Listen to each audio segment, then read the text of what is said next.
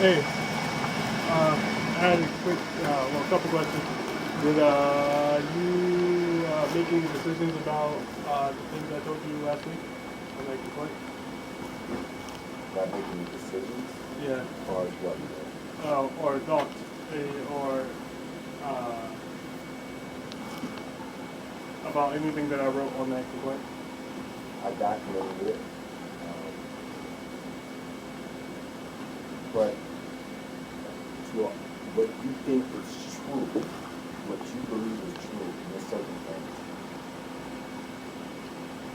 is subjective. What part? People say people purposely violate. That's true. If someone looks at you and says, you can't park this truck in the garage unless it's raining, that was a lie. That would be a direct lie. But once again, okay, so now we get to the point where if I go back and ask that person, Yeah. they said what you said, Yeah. the way that you interpreted it or the way they gave it to you for you to be interpreted, it's subjective to the fact that there's no concrete evidence of anything or any disciplinary action. So you tell me because there's no evidence that he said that, you can't discipline him? Yes. And honestly, Well, but that same thing happened to me. The woman accused me of saying something that she didn't have any direct, concrete evidence of me saying. Once again, and this is another thing, I wouldn't want to discipline him for something like that. Why not? Because if he said something to you, Yeah. even if what you're saying is right, Yeah. he didn't tell you that you couldn't park in the pull in the van, and that's what he's doing. He did say that. He did say exactly what you just said. He did say that? Yes, I told you you can only park the truck in the garage when it is raining. Okay. And that was never told to me. Exactly. Okay, so if he did say that, Okay. there wouldn't be any disciplinary consequences or anything like that for saying something. That's really, I don't want to say small, but it's kind of small. It's not. Well, it's lying on your coworker. Or lying to your coworker. Exactly. But see, in that same theory, for me, you lied on me. The person that you're reporting to, you actually lied to, and it's actually the boss and so and so. Oh, what did I lie about? Saying that you said that I did it. Oh, that you moved the cart? I told Scott so that I think Jason moved this cart. I don't know who moved it. Scott said that you told him that. I did say that. I said I think that you told him that I did do it. No, he asked who did it. I said I don't know. I know Jason was over here. I said I think he moved it. You admitted to me even when I was talking to you, and you apologized. You didn't say that. Okay, so I never told you in my life that I told Scott you moved the cart for a fact. I told him on the night that I spoke to you, that that very night, that I told him I think you moved it. That's what I told you that night, the night that this happened. But that's irrelevant. This is all irrelevant. What I'm here to talk about was the complaint I filed about my coworker who told my supervisor that he said he trained me to do something he never trained me to do. I came to the conclusion of everything being said. There's no discipline from the beginning. That's wrong. That is egregiously wrong, and I shouldn't have to have concrete evidence that somebody said something that I heard, and I just think that regardless of how it comes off, how it is interpreted, I think that you're protecting him. No, I think that it's a miscommunication at best. Okay, and then why did you punish me for something that someone else punished you? Yeah, you did. You wrote me a warning. For you said that a woman told you I made statements that were against company policy, and she didn't provide you with concrete evidence that I made those statements. Once again, now this is I've even heard this myself. Yeah. It's different. So say you said that one thing about what's the situation. Another person is saying something. This is two people involved, okay? So, whatever the truth is, one person said they didn't do it, one person they did say they did it. Okay, there's no way for me to actually figure out because you're saying one thing and they're saying one thing. But when multiple employees report the same thing, that gives you more ground to say, hey, we just can't talk about it. And that wasn't even really a reprimand. That's just saying, hey, we can't talk about homosexuality and stuff like that in that type of manner. That's what we were talking about. Because multiple employees, and up until Friday or Thursday, multiple employees are still complaining that you're saying different things. But I don't get on you every time because I can't be for sure if that one person saying that. If 4 people heard you saying it, then that's an issue. 4 people versus one. So, okay, all right, I got you. I've never said that statement in my life. Right. I've never implied that the statement you reprimanded me about saying homophobic comments. I've never made that statement in my life. Don't believe it.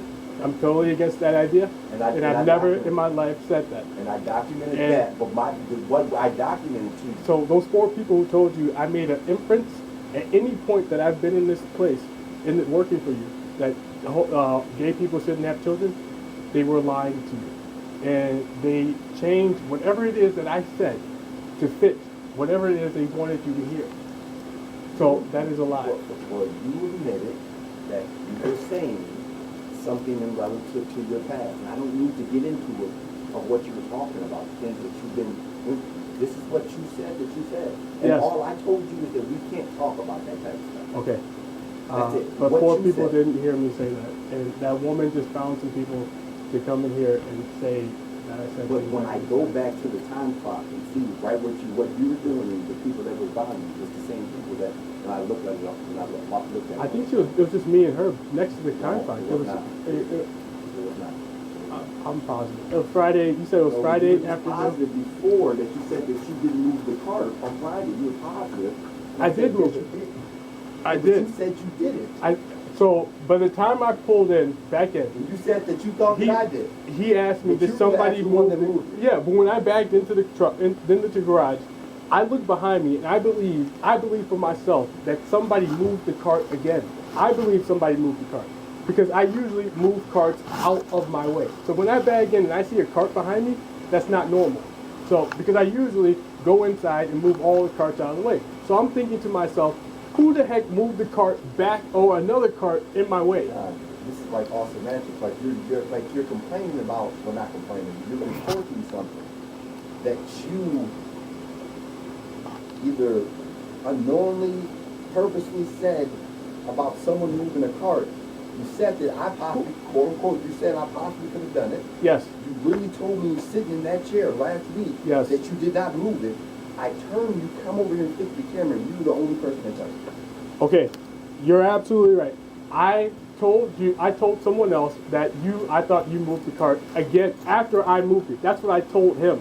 I told Scott me that you did not move the cart. I told Scott I moved this cart out of my way. He said, "Don't touch my cart." You told me just last week Okay. that you did not move the cart. I'm positive of what I said because I can actually go back and see And exactly what I've I said. and I said, look, you moved the cart. So You said, yes, I apologize.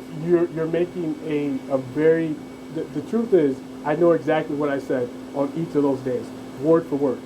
No, I'm positive. You apologize to me for it. Now that's a weird thing. So now we got every situation is John is the only person. This is irrelevant.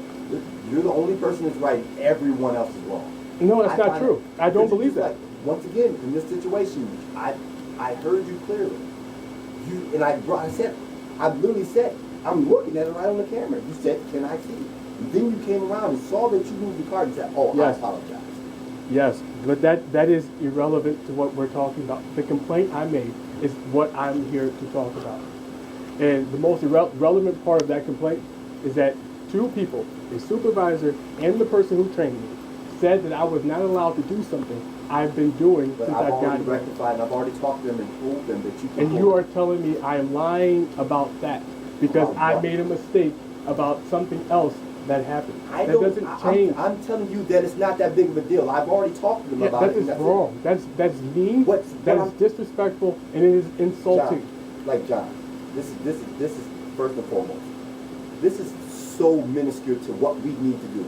I cannot personally keep going forward with all this hearsay and back and forth. It's not my only sole job to talk what you said versus what someone else said and have to keep on spending so many man hours trying to figure out hearsay because something is going on with John and some employee every day. You have a group of people that do not like you. I don't And think, that's not I don't my think fault. that the group That of is people true. care. That I don't is think very that they true. care. And They it's don't- a I think if you were to harassment. leave right now, they wouldn't be happy. I think that They if you would be stay- happy. No, They would be not. very happy. Okay, but regardless of the my fact history. of that, I can't. If in a situation, in a whole company morale, Yeah. I've done so much labor law, councils, dissertation. I've been doing this for a long period of time. Yeah.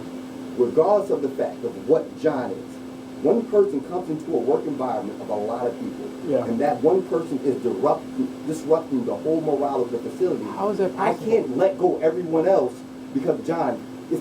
I got to remove the situation in here to keep the Yeah. morale here. How is it The way it possible that was. one person can disrupt an entire work facility? Because up until this point, and you've only been here for so long. Yeah, 7 up, years.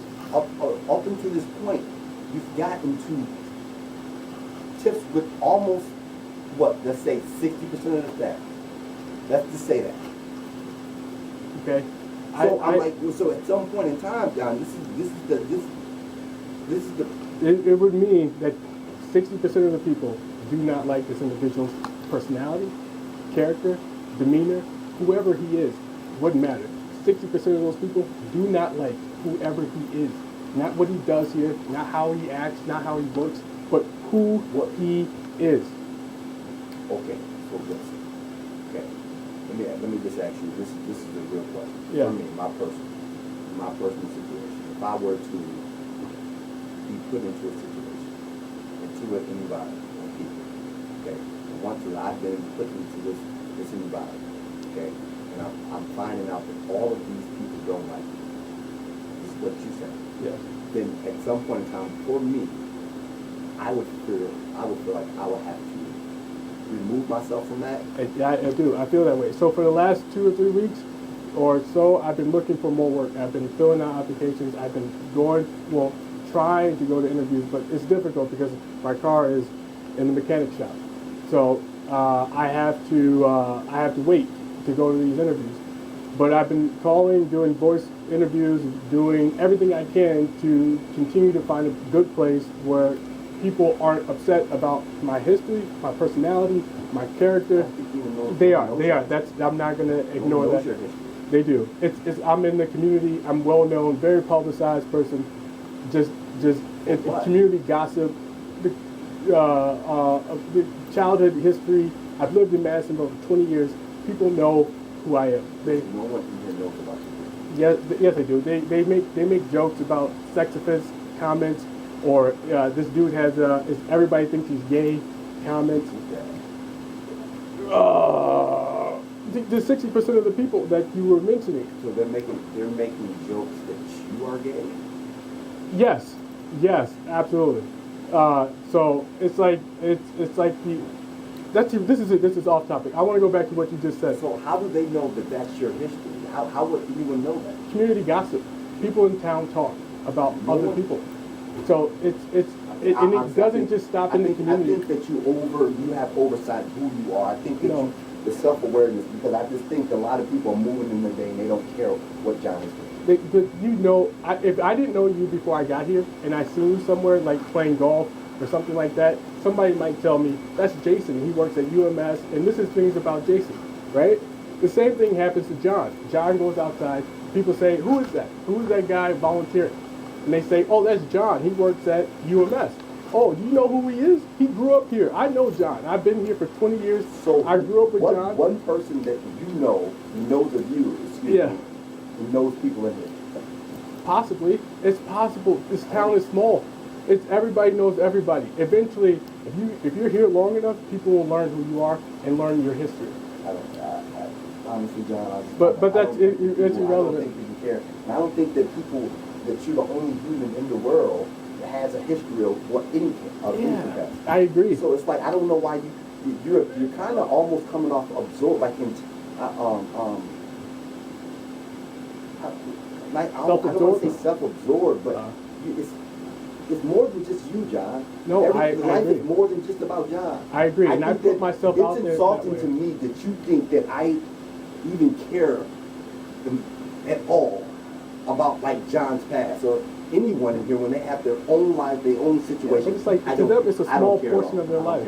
I got a beautiful wife and kids, and that's all I'm focusing on, my friend. Okay, I just like want that. people to come to work. I'm not worrying about John. Like, even as a hire, like as when you talk to me as an employer, like when you came and you told me about some of the stuff that you're going on, you on parole and stuff like that. Yeah. Like for me, yeah. Okay, I'm happy that you were transparent with that. That's amazing. But once you've done that, yeah. I don't hold those things against John anymore. Yeah. Like I don't, like it's not, you told me, okay, they're there, I hear it, that's part of your past, but I'm not looking down on John because he's got a past. Like, because everyone does. I don't even think about it. Up until this point, I didn't even think about it.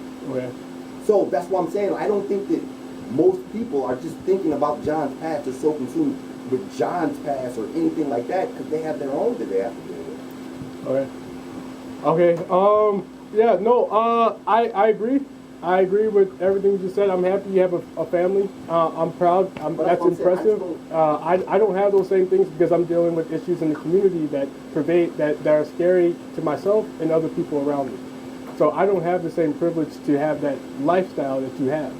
And the reasons that the community issues I'm having, it follows me to the places I work. And despite my best efforts to avoid those things, like coming to work on time, showing up to work, doing my job as best as I can. I mean, this is a male plant. Everybody in the world should be able to work here and do their jobs and go home without having any problems at work. I firmly believe it. It's not that complicated. I do come here on time. I leave here when I'm supposed to. I don't interrupt your business. Let me ask you a question, though, John. And this is Yeah. dialogue. Yeah. I know you don't like being called buddy, so I was just about to call you buddy. But this is just real understanding and transparency that I'm trying to do. You said you had 50 jobs over a short period of time. Yes. Why do you think that's happening? Because of my criminal history, to begin with, my personal community history, for second, and there are people who are interested in me that are willing to break some of the rules to get something that they're not supposed to have. So you think that an employer hires you and then lets you go because, an employer hires you, I'm assuming they went through some screening to hire you. Yes. So and I'm sure that the way you are, you're forthcoming. Yes. I'm sure that you communicated this criminal background that you have. So if you think an employer would hire you and then fire you for the same thing, even though they were already... Well, they hire you to see if, regardless of your criminal history, and then the way your coworkers will treat you is up in the air. I'm getting to the next point. Yeah. So the 50 jobs, okay. Yeah. If in 2 years it's 100 jobs. Oh, yeah, okay. I'm just saying. Yeah. I'm sorry. It's 100 jobs in 2 years, okay, and a couple more years, okay, and it's always an issue with you and your coworkers. At what point in time do you turn this around and say, John needs to make this adjustment? Well, the adjustment is be willing to socialize or have an intimate relationship with your coworkers. I can never make that decision. Okay. I will never come to work and do more than work with my coworkers. I will never change my personality or my desires to fit my coworkers' personalities. I'm not even just saying coworkers. Don't just think about it. Yeah. You think of all 100 jobs. Okay. So if you go through 100 jobs, yeah, and then you're having the same issue, yeah, like even with me, and I'm saying let's go back to my family, okay? Yeah. If every time I'm dealing with, say I'm talking to my son, and we keep on going through the same problem, at some point in time, I look and I sit back and I make an adjustment and figure out a better way to do this so this doesn't happen. Yeah, because you care for yourself. Well, for anybody, even in this situation. Okay. So I'm looking at it, okay? If we have the same issue over and over and over and over and over again, I sit back and say, well, what am I doing wrong? How do I change this so we don't have to go through this process? Okay. So in your case, if there's 100 jobs and you're having the same issue, at what point in time do you feel like maybe I need to make some adjustments? Maybe I think that you think people are out to get you, and I don't think that everyone's out to get you. And with all due respect, John, I just don't think people care enough. I think they do. In fact, I know they do. I think there's a person with a interest. But I'm one person. What would benefit from caring about what's going on with John when these other people have, including yourself? Yeah. But I'm just saying, these other people have so many other people in their lives, so much other stuff going on. What would benefit them from wanting anything from John? Or no? Yeah, it's one person. So let's say one person in the community wants something from John. One person in the community wants something from John. So let's say it's someone from John's past. That person can then go and talk to a bunch of people and ask a bunch of people for help. Okay. It's called a group. It becomes a group. So it's a group effort. So it's a small group effort from each individual. So it's not asking a lot. It's not asking too much. And I do believe everybody has their own lives. And I like that people have their own lives. In fact, I want my own life. So my point is, it's one person who is pushing a bunch of other people to prevent John from living the life he wants to live. John should not have a problem anywhere he works. John shows up to work and does his job. What if I told you that me and you right now, the work relationship that we have hasn't been as good as it could have been. It could be. Yep. Okay? On top of that, I haven't talked to this one person. This one person didn't reach out to me. So tell me, what is the reason why our working relationship right now is not as good as it needs to be? If I haven't talked to this one person has had any input, didn't tell me anything about it. This one person that he said is out there hasn't told me anything. Yeah. But it's still not working between them. I guess community gossip. I guess community gossip. That's it. That's all. That's the only thing I can think of. Besides, I mean, that's possible. Community gossip is prevalent. But I just gave you another thing. Like, it's just not like even with this. I'm not hearing the gossip. Like I'm not affected by the gossip. Oh. It doesn't make me look at you any different. Okay. It doesn't. Even if this one person did come and talk to me, it wouldn't make me treat you differently than how you project to me without anybody else's input. Okay. So I'm trying to figure out the way you project and the way it's happening. It's not working well without any community gossip. It's not just one person telling me. So why is that the case? I don't have an answer for you. If what you say is true, I don't have an answer for you. But this is my experience, and these are what people have told me, and these are the things I've learned, how people affect other people in life without directly doing this. Indirect activities. Just gossip, community gossip. That's what I've learned. So community gossip, personal history, criminal history, personal dislikes, and lies. So that's what I've learned, how people affect other people indirectly. If they don't want to do it directly, this is how you do it indirectly. That's what I've learned. I don't know if it's true or not, but that's what I've experienced. And I guess the proof is in the pudding. I mean, I guess, do you want to try? Do you want to try to see how well I work here without as a part-time employee? I like driving for you. I mean, I do that pretty well. I like sorting the mail, so maybe less warehouse time and more driving time. Well, see, this is the problem too, and I understand you want to get on the road, but no, you can just cut my hours back, so it doesn't have to be exactly. But I'm having an issue with that as well. What's up? Not so much that person that cut you off and stuff like that. Nothing about you driving. But even the situation where, like, our customer has camera footage and they're seeing something new, and they literally observe something, and they say that they brought the mail out this time and you didn't leave until this time. Okay, you will say in this one situation, because it happened last week with Eric, that they brought it out at a different time, but you can actually see them bringing it out at another time. and we can actually see you being there for a significant amount of time. And it's not because the mail wasn't presented to you. Like, that's an issue too, because now our customers saying, well, we did what we did. And this is because we've had it 25 years. And now that's kind of friction now too, because now we're in a situation where once again, we're at a crossroads with what John said and what everyone else is saying. So the customer told you on last week or a couple times. We made sure to reach out to the customer. Yeah. And tell them, hey, we need our driver out. Okay. Have nothing, they never have the mail done at 5 o'clock. They may tell you that, but that mail is never finished at 5 o'clock. Because they will keep bringing it out while I load the mail. Camera footage is shown on this particular day in question. Yeah. It was proven by camera footage, and it was so because we had talked to them before about, hey, holding our driver.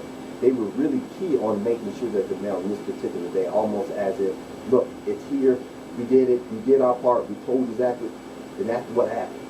Because you can see it. Okay, if they don't tell me that that's the last mail, then the truck will not be loaded until or I won't leave until they tell me all the mail is done. And I have to usually go back. If they don't tell me, I have to go to them and ask them, is this all of the mail?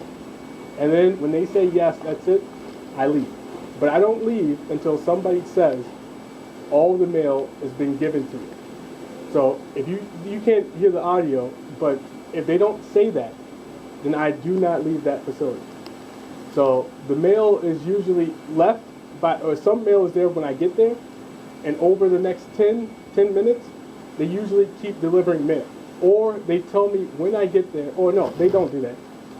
Like 3 or 4 minutes after I start loading, they will say, this is the last of the mail. And that's when I pack up and leave. But if they don't say this is the last of the mail, or that they say we think there's some more left, I do not leave until they say there is no more mail. And that's when I pack up and I take off. Until that is told, I don't leave. Some days, I know what the day that I saw on the camera. Yeah. But some days, do you wait until they tell you and then you start loading? So I load the truck right away. Okay. And then there's mail that is unloaded here right away. So I was told when I was trained to load the tall mail at the end because that needs to come off first. So if I leave mail, it is because that mail is going to be loaded last and goes on the back of the truck. So I get all the mail that they give me, the trays, and I put those on the truck.